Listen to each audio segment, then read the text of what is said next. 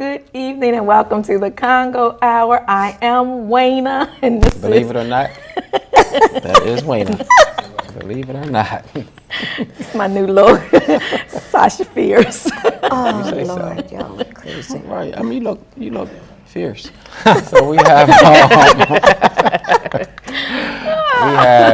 two guests this evening, right, Wayna?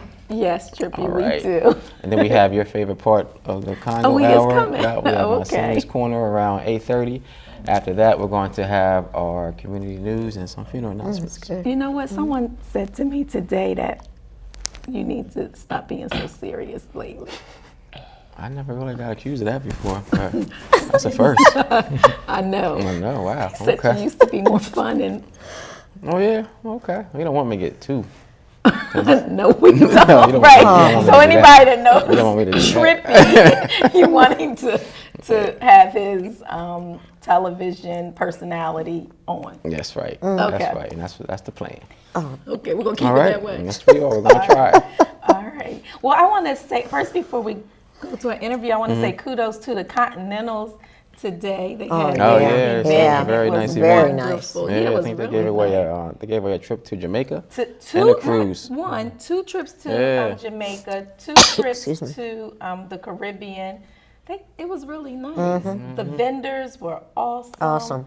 You hear Miss BB co-signing everything. Miss BB was Right.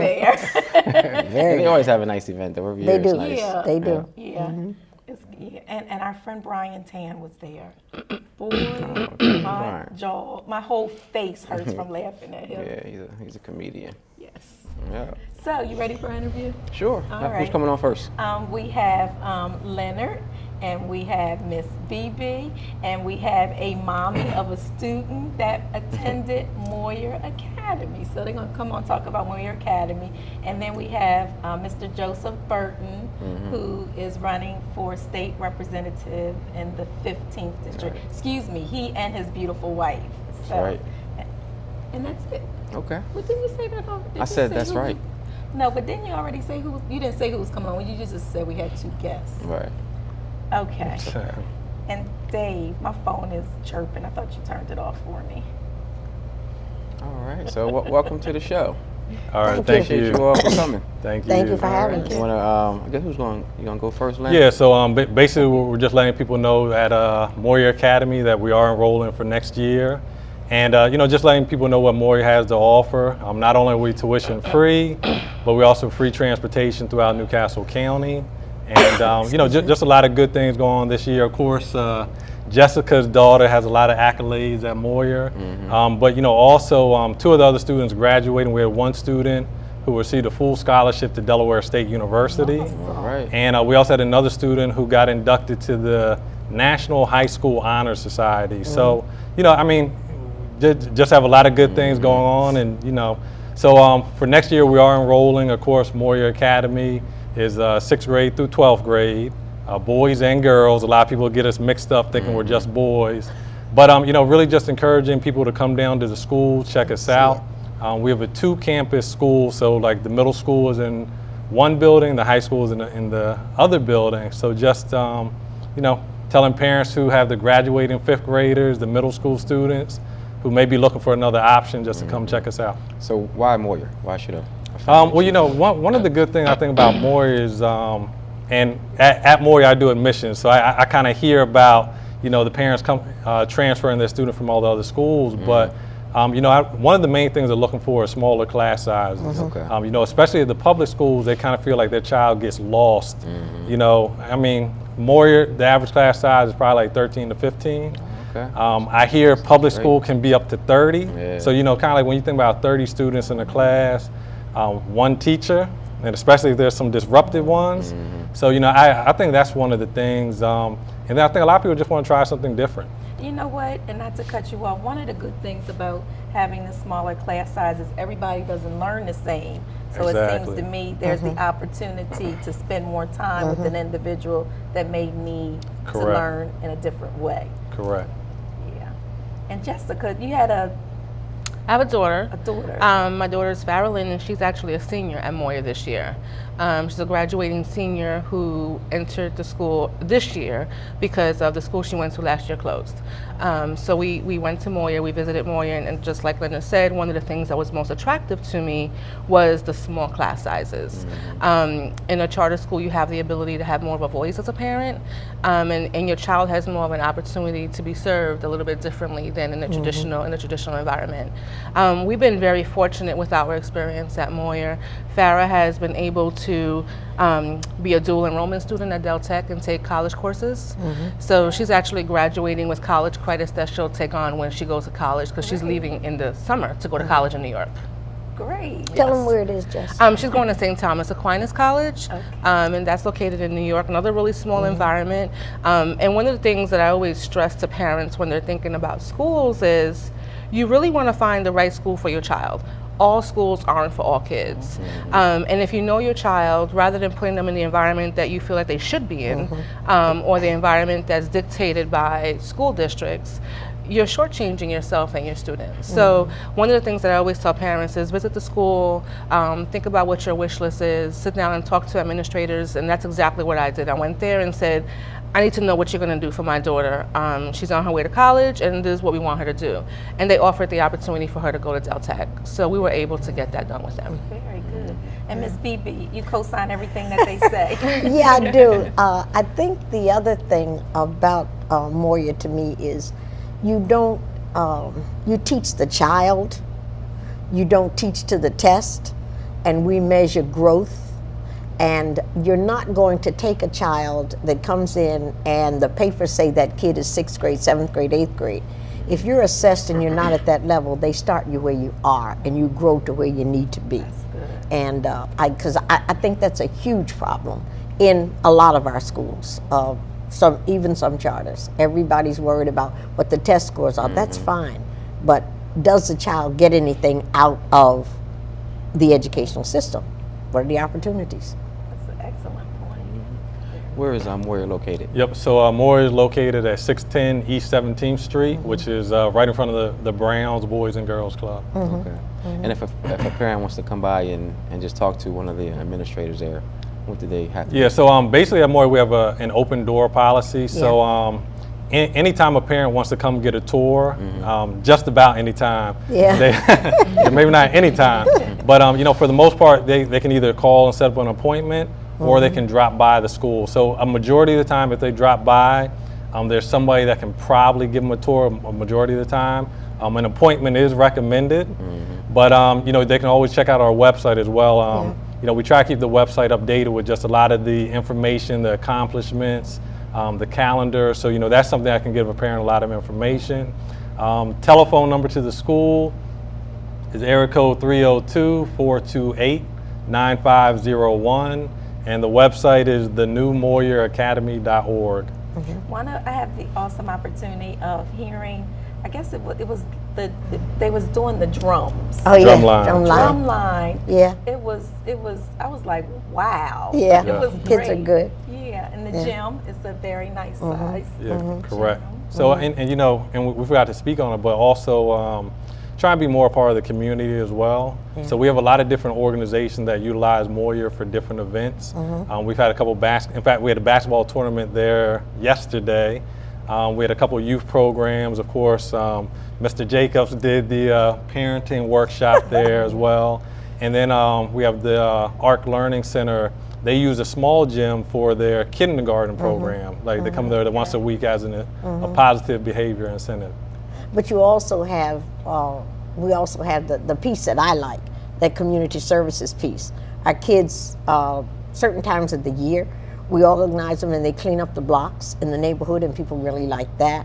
In fact, people saw a bunch of them on the last go round, and the neighbors were thinking, you know, this is a gang, these are whatever, and they called the police. Well, when the police got there, they saw the kids were picking up trash and bagging it and putting the stuff on the corners. And then the Horticultural Society has worked with us, and we have, 20 trees? I think they put in 20 trees with the kids. They are planted 20 trees right around Moyer. Yeah. We send the information, and because of that effort, Moyer was the KISS 101 school spotlight for October. So you know. So Congratulations. What about parents who currently have children enrolled at Moyer? Like, can they just drop by the school? Like, what's the policy as far as their like involvement?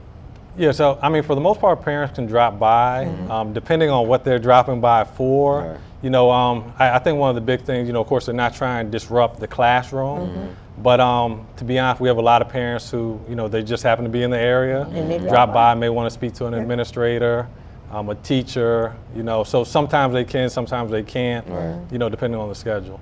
Yeah, I think that's an important piece that a lot of schools miss out on, is that relationship Right. with the you know, with the family, not only the child but the family. I So agree. you guys reach out to the families also so that they can be a part of the Yeah, so education. you know, throughout the year we have a lot of different events. So we do have a parent-teacher organization. Okay.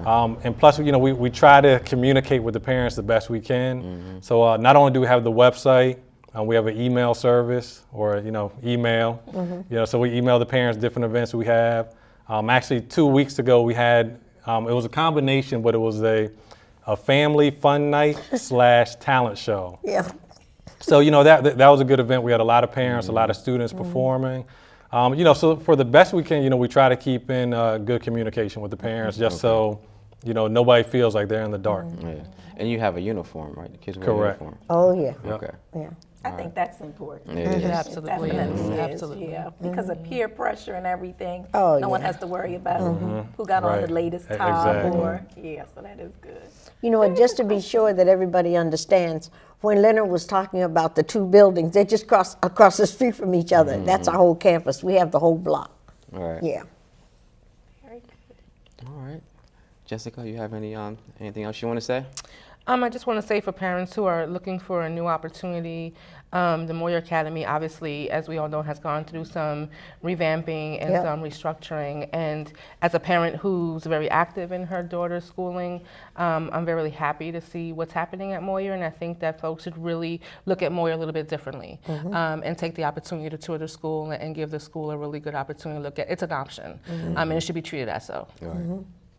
All right. Can you give us your contact information again, Leonard? Yeah, so parents who are interested in getting more information, they can give us a call. Telephone number is area code 302-428-9501, or you can check out the website, which is thenewmoyeracademy.org. All right, thank you. All right, so thank much. you. Thank you for having us. You're welcome. Next time you come, you have to bring some of the students. Yeah, well, we were trying to tried bring a to. student today, but She's stuck on the highway She's stuck on the turnpike. I'm sorry. So I'm here. because it's spring break. Yeah. That was good. All So right, yeah, we'll we'll take a break and come back with our next guest. Yes. Okay, we'll be right back. Good evening and welcome back to the Congo Hour. We hope that you are enjoying the show so far, and we're going to go into our next interview. We had him on before and we loved his platform, so Trippy was like, you got to come back again. right. So that is Mr. James Burton and his beautiful wife, and Mr. Burton is running for state representative in the 15th district. Welcome back to the Congo Yeah, welcome Hour. back. Thank you for having us. Yeah, Yes. you're welcome. Thank you. Yes. So Pleasure for the to people have who may have missed your first interview a few weeks ago, can you just kind of give us your background and why you're running and what you're running for?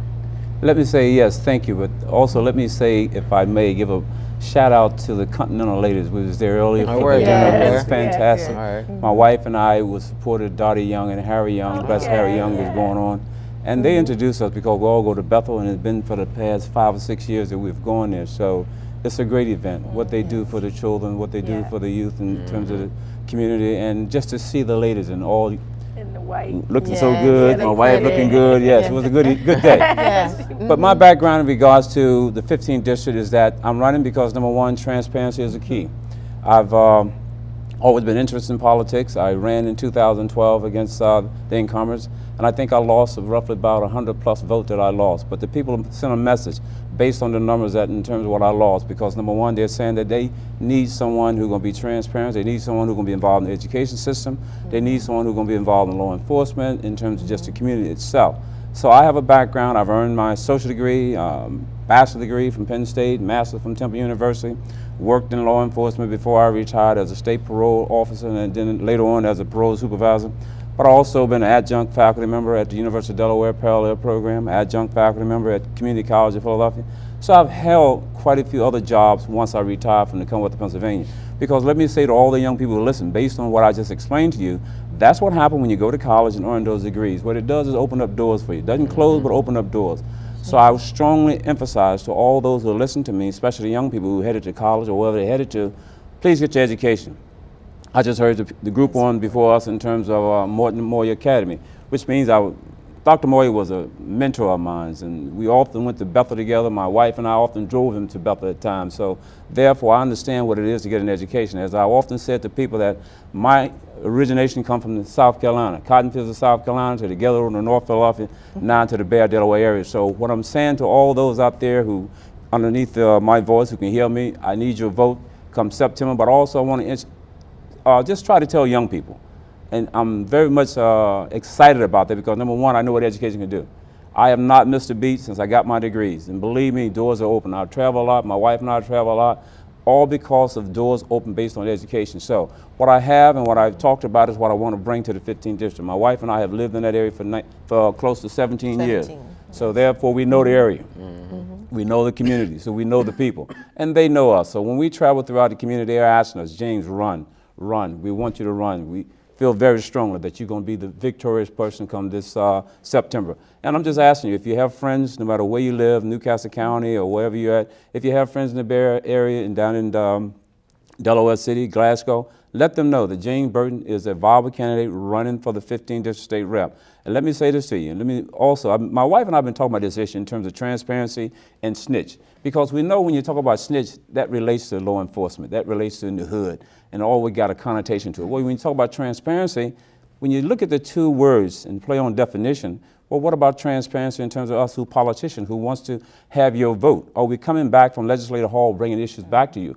Are we making decisions that will have an impact on your life, or just a decision that a politician will make him and herself? It should be for the people. So therefore, when you look at snitch, transparency, who's talking to whom is what I ask. So my thing is I'm asking you in the 15th district, allow me to go and represent you so we can always have that dialogue, always be included. Because we're talking about taxes and other things in this great state of ours, but then what happened prior to? They're always asking for more from a tax perspective, but then who's been talking to us? Who's been sharing information with us? So as your candidate for the 15th district, I'm looking for your vote. Please tell your friends and everyone to get out and support James Burton and be all inclusive. My wife is there with me.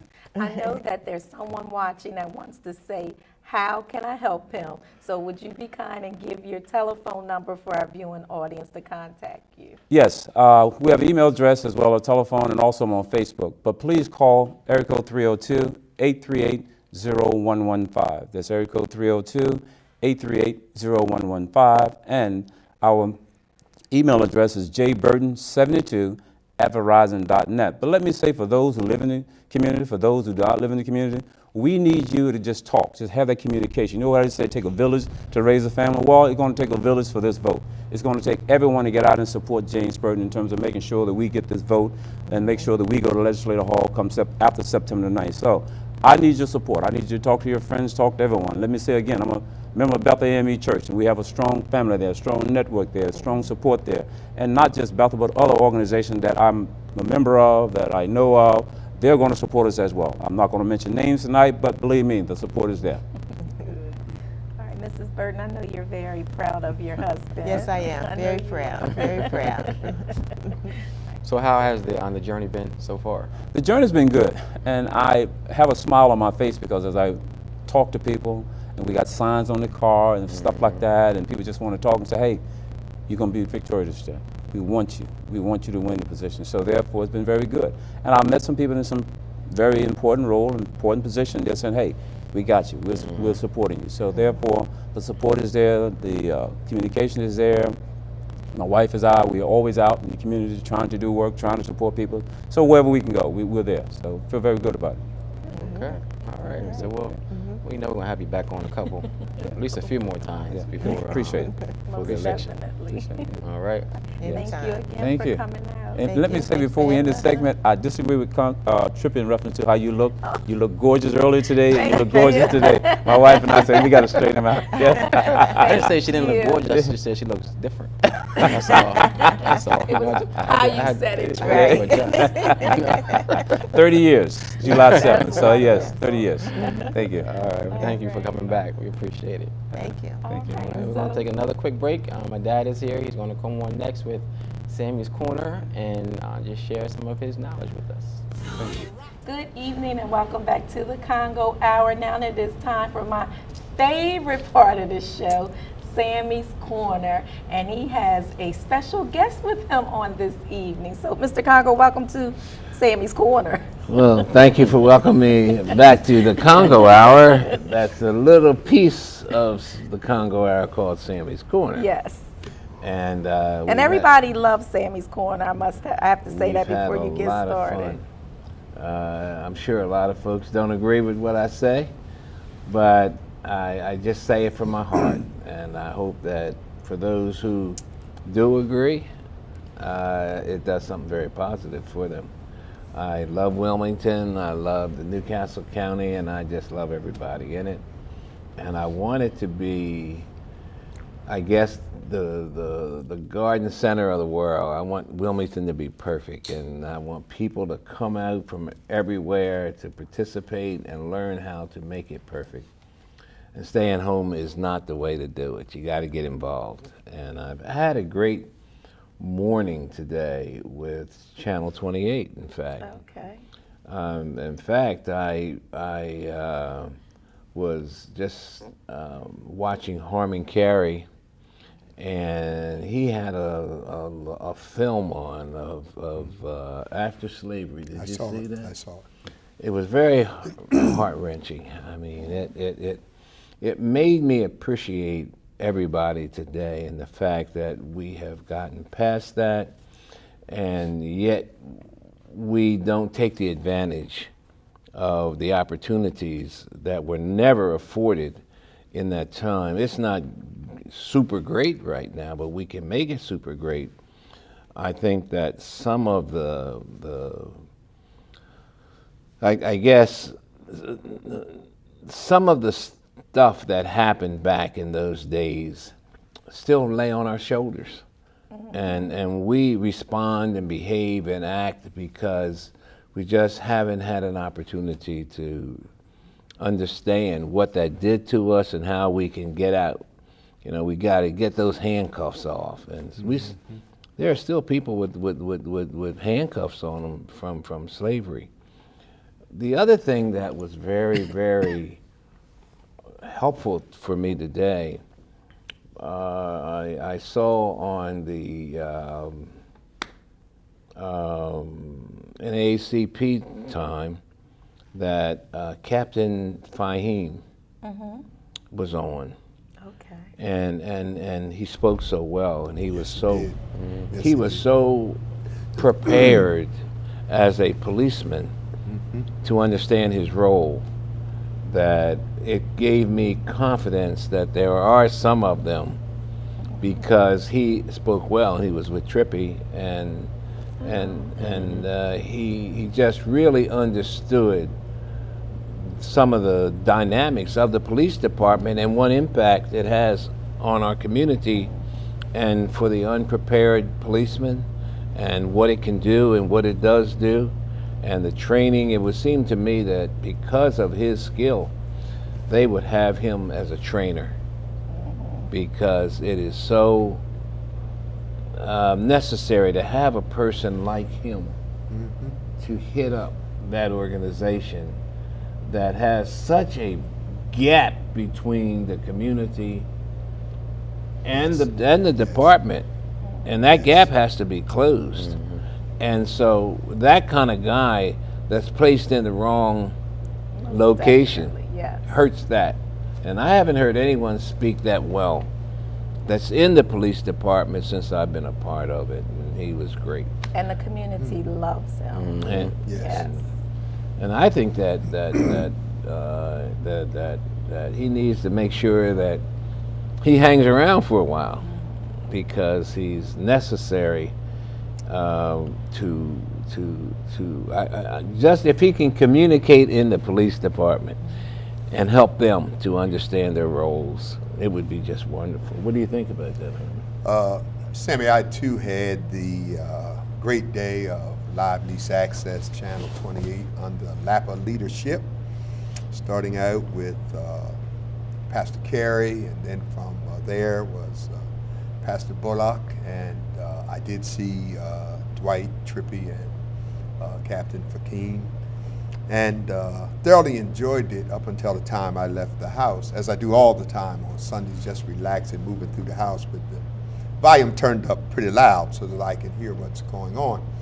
And I was just sitting out. It's funny that you make mention of Captain Fahim because of the comment that you made. I was just telling Kirk sitting out there in the entranceway that we talked about the program you guys had, Trippy, and I was telling Kirk that I thought it would be wise, and I'm going to suggest it to the mayor, that the acting chief and or hopefully maybe permanent chief and or whoever is the chief, that he would be one of the greatest role models representing Wilmington's finest, as we call it, the police department, in going out doing some very positive public relations work in the communities, as Sammy just said.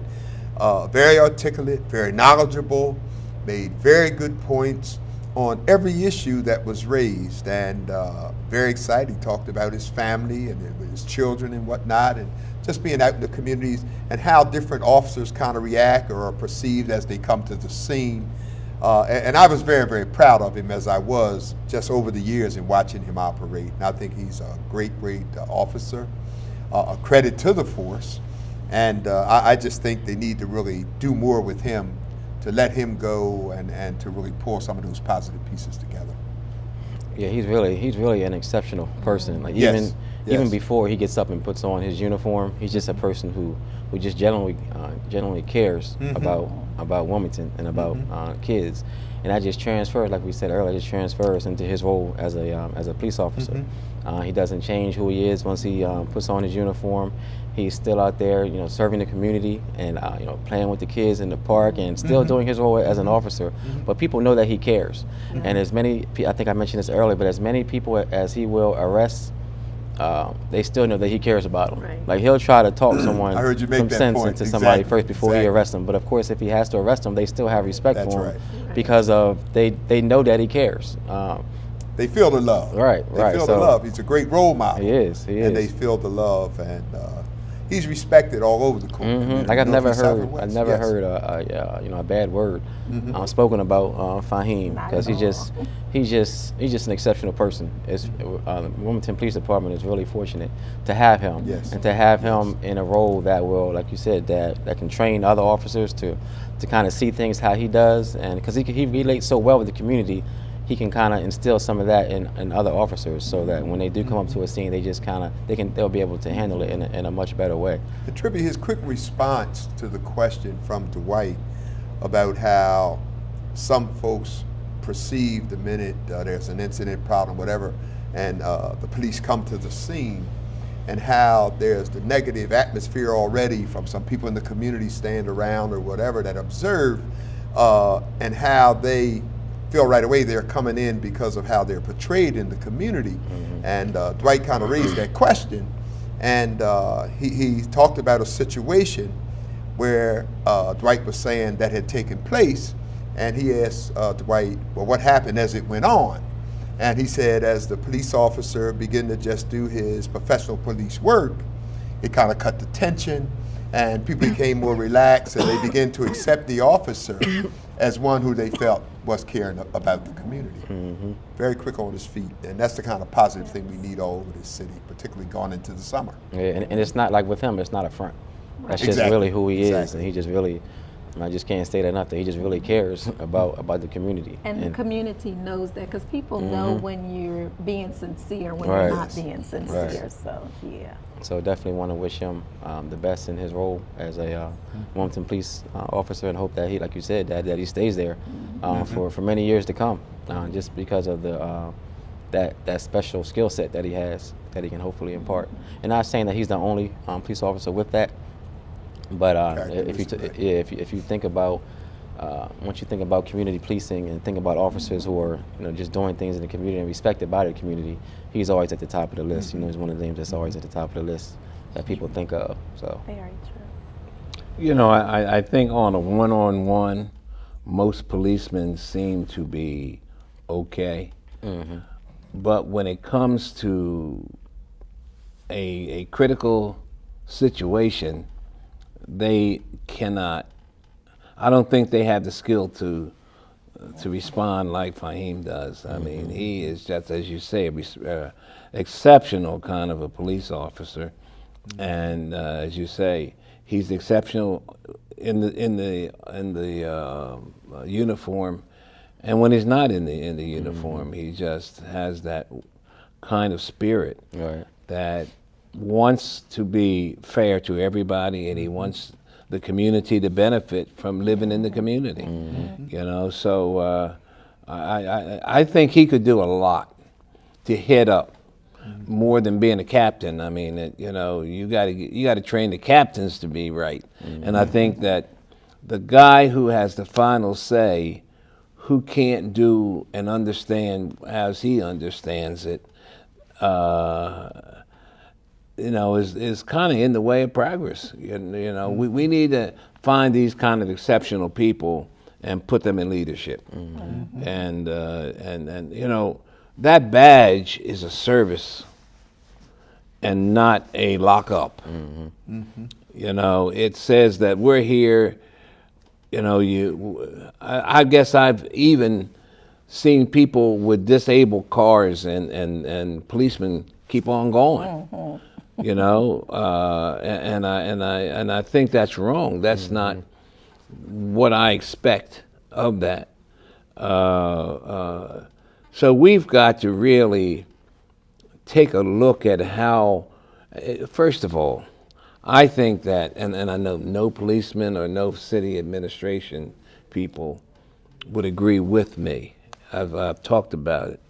But I believe that Wilmington needs some kind of mechanism, some kind of system that I call a police review board, where private citizens work with policemen to create this atmosphere that the policemen are afraid of creating for the community. They can't do it on their own, and yet we cannot get them to allow that to happen. What do you think about that, Herman? Well, Sammy, like you, many years ago, I remember we had a big fight with the city administration. I think it was under Bill McLaughlin. You may remember when I called the name after Fuzzy Govins got shot over at the Dandy restaurant. He was a veteran. He's supposed to have had a knife. You remember that incident? And the town was literally a powder keg. We were meeting in Longshoremen's Hall, wall to wall, jammed like sardines. The town was about to blow up over that issue. And we even fought way back when to try to get city council and the mayor to go along with a police review board, and could not get it done. There are some cities that do have it.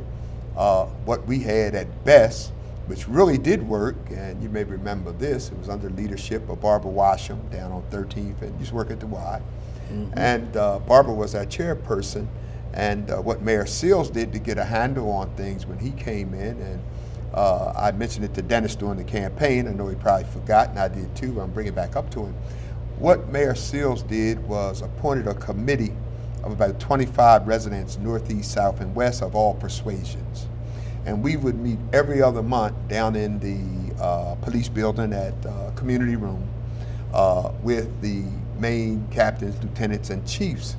And each side of town had their own issues that we would talk about and help the police to understand how we kind of seen some things. If they were happening differently, things would be better as they come into the communities. And they had their concerns, but it was a good meeting for us to sit at the table. I was on the committee, Jim put me on.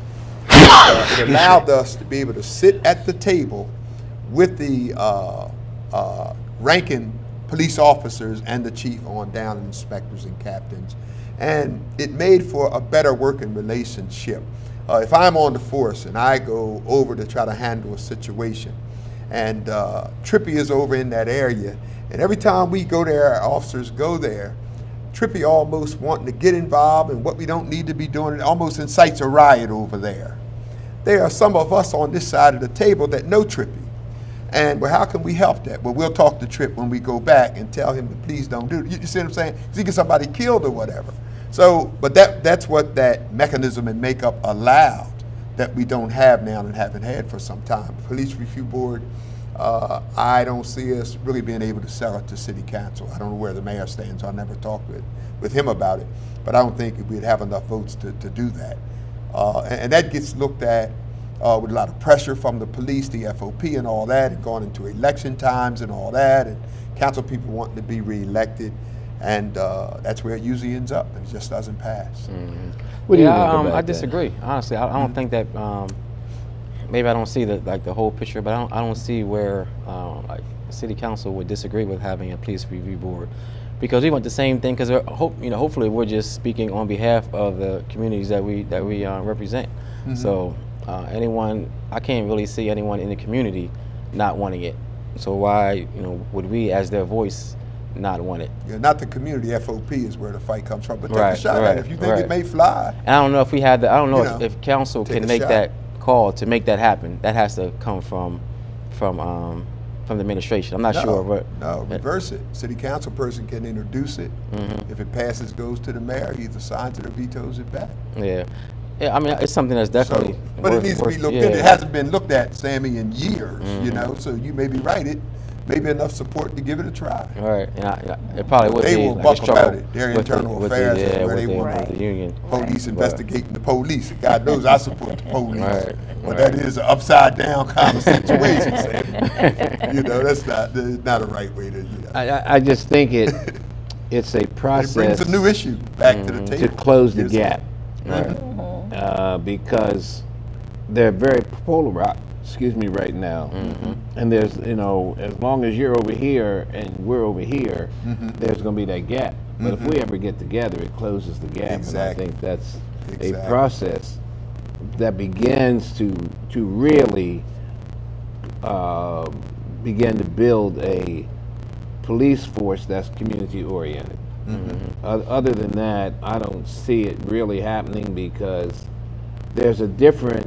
It's like when you have the internal affairs.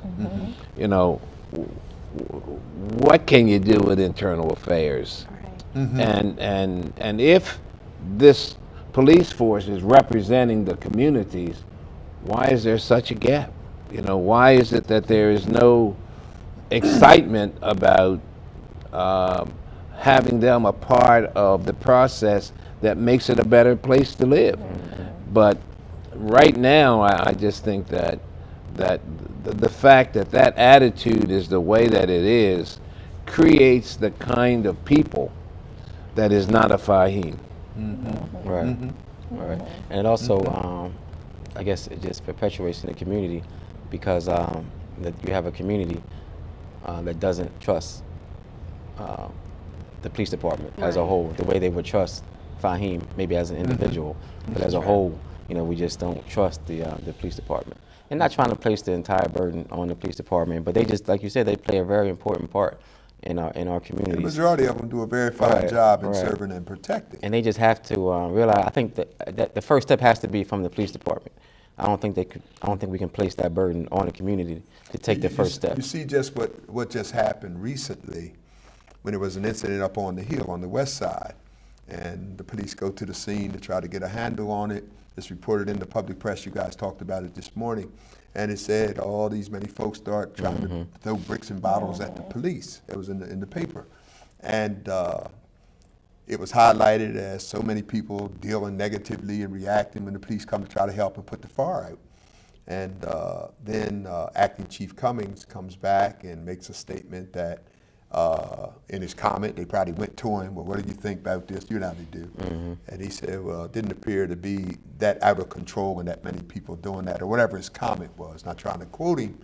But then next thing happens is the FOP gives him a vote of no confidence. Right. You see, so all I'm saying is it's the politics of the situation, yeah, and that's unfortunately. what Trippy makes a mess of everything, and the politics creeps in. Yeah, and He has he's a right doing- to his opinion of what he thought or what was based on what was reported to him, and to just say that off the cup in a quote because the News Journal called and asked him about it, and then now, hey, no confidence vote. Here's a guy, acting chief, just got in there, you know. and doing a great job too. Yes, I mean, yes, he's a guy that I really didn't know as well as I wish I did before he became like the interim chief. But As he's doing, inspector, great guy, but great guy. he's a great guy. He's doing a wonderful job. He's trying to instill some of the things that we're talking about in the police department. So hopefully he's given a fair shake when it comes to who the next chief will be also.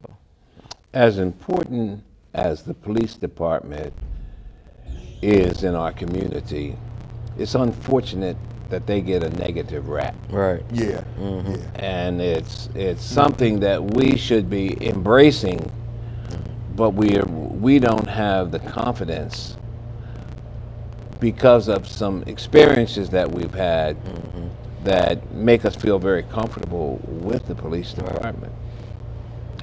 Well, Good discussion. It was. can I make it real quick to say goodbye? Yeah. 5 minutes to 9. 5 minutes to 9 and I'm behind. And we'll be back next week. Okay, and welcome back to the Congo Hour. At this time, we're going to have our funeral announcements. First, we have Pastor Lolita Jackson, age 64, a senior pastor at Friendship Baptist Church, who departed this life on April the 20th.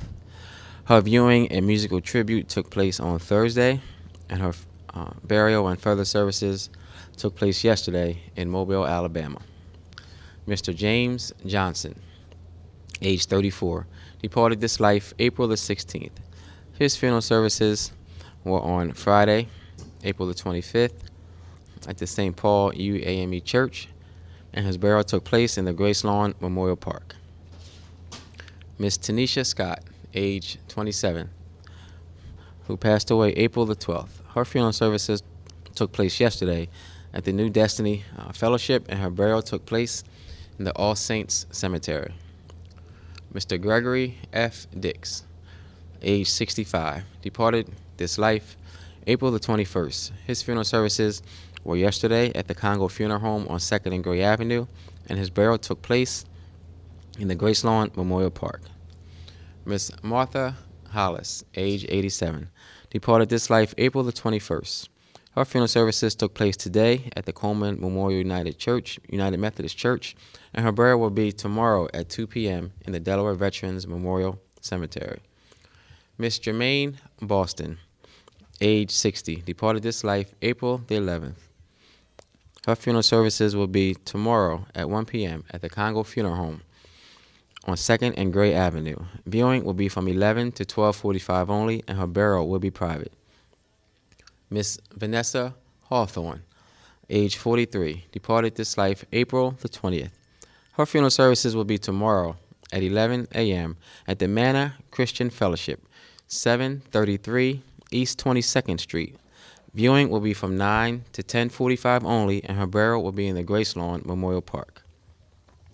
Mr. Robert Driver, age 79, departed this life April the 21st. His funeral services will be on tomorrow at 6 p.m. at the Rock of Ages Missionary Baptist Church, 28 Meadowbrook Avenue in Belvedere. Viewing will be from 4 to 5:45 only, and his burial will take place on Thursday at 10 a.m. in the Delaware Veterans Memorial Cemetery. Mr. Chet Walker, Jr., age 28, departed this life April the 21st. His funeral services will be on Tuesday at 11 a.m. at the Rock of Ages Missionary Baptist Church, 28 Meadowbrook Avenue in Belvedere. Viewing will be from 9 to 10:45 only. His burial will take place in the Riverview Cemetery. Miss Iris Brown, age 71, departed this life April the 24th. Her services will be on Tuesday at 10 a.m. at the Chrysler Union Hall. Viewing will be from 8 to 9:45 only, and her burial will take place in the Gracelawn Memorial Park. Miss Sharonda Gross, age 58, departed this life April the 16th. Her funeral services will be on Wednesday, April the 30th at 10:30 a.m. at the Congo Funeral Home on 2nd and Gray Avenue.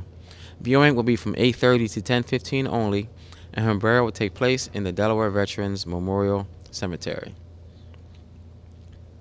Services for Miss Robin Woolard, age 55, who departed this life April the 24th, will be on Thursday, May the 1st, at the Congo Funeral Home on 2nd and Gray Avenue. Viewing will be from 2 to 3:45. Services will begin at 4, and her burial will take place in the Silverbrook Cemetery. Mr. Michael Irby, age 61, departed this life April the 24th. His reflection service will be on Wednesday, April the 30th at 1:30 p.m. at the Holy Spirit Catholic Church, 12 Winder Road in Newcastle. Viewing will be from 12 to 1:30, and his burial will take place in the Gracelawn Memorial Park. Services for Mr. Hezekiah Bell, age 78, who departed this life April the 22nd, will be on Thursday, May the 1st at the Trinity AME Church in Middletown. Viewing will be from 10 to 11:45. Services will start at 12, and his burial will take place in the Delaware Veterans Memorial Cemetery. Services for Mr. Isaiah Brewington, age 92, who departed this life April the 3rd, will be on Friday, May the 2nd at the Congo Funeral Home on 2nd and Gray Avenue at 11 a.m. Viewing will be from 10:45 only, and his burial will take place in the Delaware Veterans Memorial Cemetery. Services for Mr. Willie Armstrong, age 56, who passed away on April the 21st in Elkton, Maryland, will be announced. And services will also be announced for Miss Nancy Young, age 80, who passed away April the 24th at home. And that does conclude all of our funeral announcements. If you have any questions, please call us at the funeral home at 652-8887. Also, you can always go to our website at www.congofuneralhome.com. And unfortunately, we don't have time to do any community announcements. So if you see my dad during the week, just tell him to kind of shorten Sammy's corner. We do appreciate everything that he brings to the table, but he has to say it within a certain time period. He messes up the end of the show. So just get on him when you see him. But thank you so much for watching. We hope that you enjoy the show. If you ever want to be a part of the Congo Hour, again, just call us at the funeral home at 652-8887. Thank you, and God willing, we'll see you next Sunday.